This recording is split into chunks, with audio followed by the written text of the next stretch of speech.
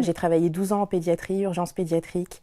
Et effectivement, j'ai vu au fur et à mesure les conditions de travail se dégrader.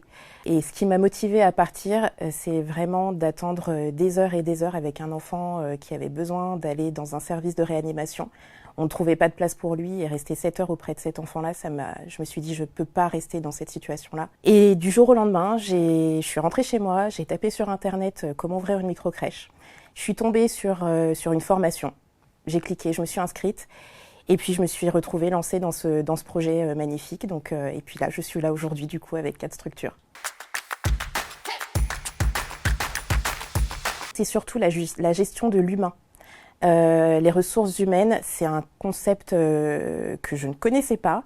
Donc je l'ai découvert sur le tas. Des périodes de doute, il y en a beaucoup. C'est pas tous les jours tout rose. Malgré tout, j'arrive, je pense, à les gérer de mieux en mieux.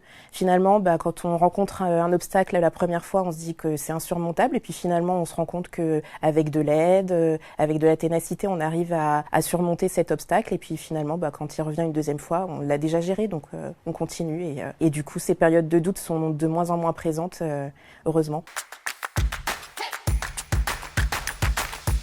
Si on aime se challenger, il faut vraiment y aller et ne pas avoir peur de se tromper.